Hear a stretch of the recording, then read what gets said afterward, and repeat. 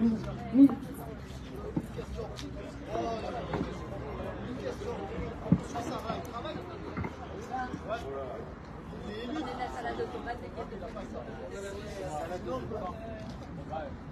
Cédric.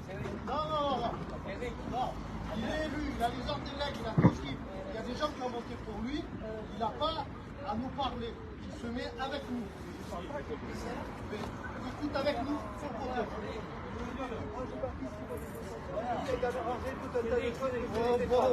tu dois arranger des trucs. Tu dois arranger des trucs. Tu dois nous arranger des trucs. Tu dois nous arranger des trucs. Tu dois nous arranger beaucoup de trucs. Je vais commencer et vous allez comprendre. Donc déjà, je vous remercie d'être là. Donc aujourd'hui, il a fait chaud. Je comprends que vous vouliez vous mettre là-bas à l'ombre, donc on vous demande de vous rapprocher, c'est plus pratique pour que tout le monde entende.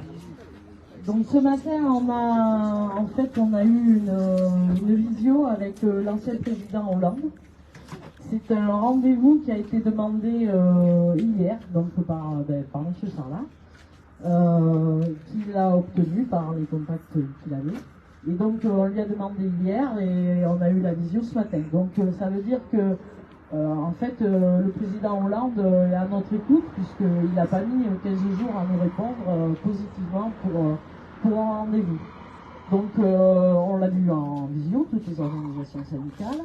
C'est quelqu'un qui a été à notre écoute, qui avait l'air de bien connaître notre dossier. On n'a pas eu besoin de tout lui expliquer, hein. Il connaissait bien notre dossier, il nous a dit des choses, on voyait qu'il savait de quoi il parlait. Donc on lui a expliqué la détresse dans laquelle on était par rapport à l'avenir de l'entreprise. On lui a expliqué qu'on faisait des blocages dans l'usine et qu'on avait besoin de soutien au niveau de l'État et que certainement il pouvait, par son ancien mandat et par les connaissances qu'il avait toujours, intervenir en notre faveur au plus haut de l'État. Donc c'est une personne qui est abordable, qui nous a écoutés, je dirais sans problème, et qui nous a répondu, à notre appel. Et il nous a dit qu'il allait voir donc, avec le ministère de l'Industrie. Nous, on est déjà en contact avec le ministère de l'Économie, mais il a lui aussi repassé par derrière pour bouger un peu tout le monde.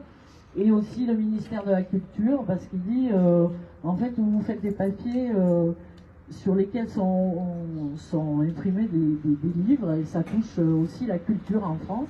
Et c'est important que tous les ministères, en fait, aillent dans le même sens et poussent pour que votre entreprise perdure, parce que vous êtes aussi le dernier fabricant de papier couché en France, et on a besoin de ce papier-là pour imprimer des livres, pour imprimer de l'art, des photos, etc.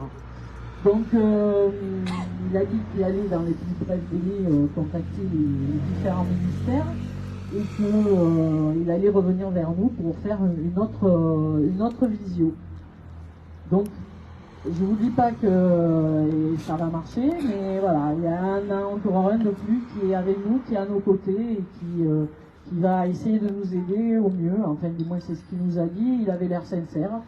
Bon, voilà, on va attendre de voir que le délai soit pas trop long. Sinon, on rappellera sa secrétaire pour voir comment il a avancé et si on peut avoir à nouveau une visio.